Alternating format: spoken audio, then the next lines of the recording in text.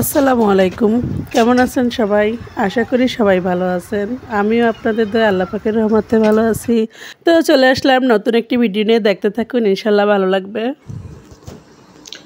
এখানে দেখেন জাবের মাহাদি রুটি খেতে আছে, মানে একদম বিছনায় রুটি নিয়ে এসে বিছনা এলোমেলো, দেখেন কি অবস্থা। মানে আমরা আসলে কি আমাদের বেডরুমে ঘুমাইতেছি না, কারণ আমাদের বেডরুমের ফ্যানটা এত সমস্যা যে আমাদের বেডরুমের ফ্যানটা চলতেই চায় না। তো আমরা মোটামুটি মানে ডাইনিং রুমের ফ্যানটা এত ভালো চলে, তো ভাবলাম যে তাহলে ডাইনিং রুমে আমরা এবার গরমে ডাইনিং রুমে ঘুমাইছি ফ্লোরিং করে, মানে ফ্লোরে তোষক বিছিয়ে তার উপর চাদর বিছিয়ে ঘুমাইছি। হ্যাঁ বাবা, কি কি বাবা? তো এই যে যার সারা মানে খেতে আছে, টোস্ট বিস্কুট খেতে আছে, সাথে গাড়ি নিয়ে খেলতে আছে। দাও, দাও দাও। আচ্ছা ঠিক আছে, হ্যাঁ হ্যাঁ বসো, তুমি বসো। এই পড়ে যেও না, পড়ে যেও না, বসো বসো, ঠিক করে বসো। তো এখানে আমরা মানে ঘুম থেকে উঠছি, জাবের মাহাদির স্কুলে যাওয়ার সময় হয়ে গেছে। তো হয়ে গেছে দেখে বললাম যে তাহলে এখানে বসে তুমি খাও, রুটি খাও। তুমি খাবা না? খেতে চাও না? খেতে চাও না? দেখেন হাত মুছে কোথায়, হাত মুছে কোথায় সে। এই অবস্থা আমাকে দিয়ে গেছে, সে খাবে না। ওই দেখেন হাত মুছে কোথায় সে। এগুলো শিখছো কোথায়? জামায় হাত মুছো, গেঞ্জিতে হাত মুছো, খাতায় হাত মুছো, এগুলো শিখছো কোথায়? হ্যাঁ এই ছেলে, হ্যাঁ খাওয়া শেষ তোমার? এটুকু খাও, খাও, নাও নাও, এটুকু খাও, খাও খাও। খেতে চাও না? খেতে চাও না? চাও না? কেন খেতে চাও না? নাও।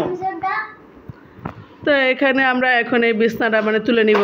আমরা রাত হলে এখানে সন্ধ্যার আগে আগে এখানে বিছনাটা পাতি, আর সকাল হলে তুলে ফেলি, কারণ সকালে সারাদিন সাধারণ বেডরুমেই থাকি, বিশেষ করে ঘুমানো তো হয় না, কাজে ব্যস্ত থাকি, তো এই জন্য ওরকম থাকে। তো এখন বিছনাটা তুলে নিব, তুলে নিয়ে আমরা আজকে সারাদিন যা যা করবো সবই থাকবে ভিডিওতে। তো থাকেন, ইনশাল্লাহ ভালো। আলহামদুলিল্লাহ, কতদিন পর যে সকালের নাস্তা বানালাম নিজের হাতে, রুটি ভাজি। তো প্রায় সময় দেখা যায় দোকানের খাবারই খাই, তো আজকে অনেক কষ্ট করে বানিয়ে নিলাম। তো নাস্তা খেয়ে এদিক দিয়ে আপনাদের ভাইয়া আবার একটা দেশি মুরগি নিচ্ছে, সেটা জবা করবে। আজকে যেহেতু শুক্রবারের দিন, তো ভাবছে যে একটা মুরগি জবা করবে। তো মুরগি জবা করলে সেই মুরগিটা আমরা রান্না করব আজকে। তো মুরগি জবা করতে আপনাদের ভাইয়া চলে গেছে। এই ফাঁকে আমি একটা কথা শেয়ার করি আপনাদের মাঝে, সেটা হলো কি, বাচ্চাদের দিকে একটু অন্তপক্ষে একটু ভিন্নভাবে একটু খেয়াল রাখা উচিত। কারণ যেহেতু আজকে আপনাদের ভাইয়া মুরগি জবা দিতে যাবে, তখন আমাকে বলল কি, আমি আপনাদের ভাইয়াকে বললাম যে জাসাদকেও নিয়ে যাও, জুতা পরে নিয়ে যাও, ও দাঁড়ায় থাকবে, তুমি করবা। ও কারণ দেখার জন্য খুব উৎসাহ ওর, দেখেন ও কীভাবে তাকায় রয়েছে, ও যাওয়ার জন্য মানে করতেছে, কিন্তু সাহস পাচ্ছে না ওর বাবাকে বলার জন্য, কারণ ওর বাবা যেই রাগ দেয়, যার কারণে ও সাহস পায় না। তো যাই হোক, ও যাওয়ার জন্যই করতেছে। আমি বললাম যে ওকে নিয়ে যাও। সে আমাকে নাকি এক ফাঁকে বলছে যে আমি ওরে নিলাম না, কিন্তু আমি আর সেটা শুনি নাই, কারণ সে এত আস্তে আস্তে কথা বলছে, সেটা আর শুনি নাই। তো এদিক দিয়ে আর সে চলে গেছে, এদিক দিয়ে জাসাদ ঘরের পিছনে গিয়ে একা একা ওর বাবাকে যখন পায় না, তখন অনেক বেশি কান্নাকাটি করতেছিল। তো আল্লাহ পাকের রহমত আছে, যার কারণে আল্লাহ পাক আমাদের রক্ষা করছে বিপদ থেকে। কারণ চতুর্দিকে পানি, যে কোনো বিপদে আল্লাহ পাক হয়তো ফেলতে পারতো, কিন্তু আল্লাহ পাকের রহমতের কারণেই হয়তো আল্লাহ পাক রক্ষা করছে আমাদের। যাই হোক, আল্লাহ পাকের কাছে শুকরিয়া যে আল্লাহ পাক ভালোভাবে আমার সন্তানকে ফিরিয়ে আনছে আমাদের কাছে। তো যাই হোক, এখন দেখেন এই যে মুরগিটা জবা দেওয়ার পর একদম কেটে বেছে ধুয়ে আমি রান্না করতে নিয়ে আসছি।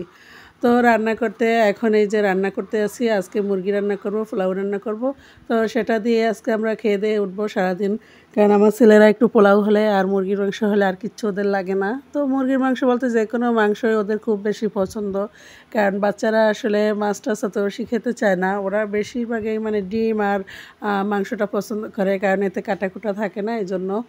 তো যাই হোক, আমি আর এইভাবে আর কি বলবো। তো দেখেন এদিকে আমার রান্নাবান্না কিন্তু হয়ে গেছে। তো জাসাতের জন্য আজকে আমার মনটা বেশি খারাপ ছিল, কারণ ও আমাদের বাসা থেকে 4-5টা সিঁড়ি দিয়ে নামা লাগে নিচে। সেই 4-5টা সিঁড়ি ও বেয়ে নিচে নেমে, মানে সিঁড়ি বলতে 4-5টা তাকের মতো এরকম, ওইটাই আর কি সিঁড়ি। ওই সিঁড়ি দিয়ে ও নেমে, আমাদের ঘরের পিছনটা যারা দেখছেন আমার পুরো ভিডিওতে, তারা হয়তো বুঝবেন যে সিঁড়িটা কীরকম। তো সেই সিঁড়িটা উপর থেকে নিচু, তো সেই সিঁড়িটা দিয়ে ও নেমে একদম তারপরে সামন দিয়ে ঘুরে ঘরের পিছনে গিয়েও কান্নাকাটি করছে। তো খুব এই ভয়ঙ্কর একটা অবস্থা। তো আপনাদের ভাইয়া যখন মুরগি জবা দিয়ে মানুষের সাহায্য নিয়ে জবা দিছে, জবা নিয়ে দিয়ে যখন বাসায় চলে আসছে, তখন আমি দেখলাম যে আমার ছেলেটা কান্না করতেছে। তো আমি বললাম কি, ও কান্না করতেছে কেন? তোমরা ওরে নিয়ে আবার কান্নাও করাইতেছো? তো তখন আপনাদের ভাইয়া বললো কি আমি তো নেই ওদের। আমি বললাম কি বলো, তোমায় না বললাম নিয়ে যেতে, তা ও কোথায় বসে কান্না করতেছে। পরে আপনাদের ভাইয়া দৌড় দিয়ে মানে অন্য একটা রুমে দেখলো যে ও আছে কিনা ওখানে। আমি তাড়াতাড়ি করে দৌড়ে লাফিয়ে একদম ছাদের দিকে গেলাম, তো ছাদে কান্না করতেছে কিনা, না কোথাও দেখি না। পরে কান্নার শব্দ পাইতেছি কিন্তু ওরে দেখি না। তো আমি খুব ভয় পেয়ে গেছিলাম যে পানির দিকে গেলো নাকি পানিতে পড়ে গেলো কিনা। পরে আপনাদের ভাই একদম ঘর থেকে এক লাফে বের হয়ে গেল যে কোথায়, ওর কান্না লাফাইতেছি ঘরের পিছনে। পরে দৌড় দিয়ে গিয়ে আপনাদের ভাই পানির ভিতর দিয়ে লাফ দিয়ে গিয়ে দেখে যে ও দাঁড়ায় দাঁড়ায় কান্না করতেছে, মানে উপরেই দাঁড়ায় দাঁড়ায় কান্না করতেছে। ও যখন ওর বাবাকে আর ভাইকে পায় না তখনও কান্না করতেছে। তো আল্লাহ পাকের কাছে অনেক অনেক অনেক অনেক শুক্রিয়া, লাখো কোটি শুক্রিয়া যে আমরা আমার সন্তানকে খুব সুস্থভাবে স্বাভাবিকভাবে পেয়েছি, যে ও কোনো রকম কোনো ক্ষতি ওর হয়নি। কারণ আমার বড় ছেলে মেজো ছেলে এখন পর্যন্ত কখনোই মানে আমাদের ছাড়া বাইরে বের হওয়ার মতো সাহস পায় না।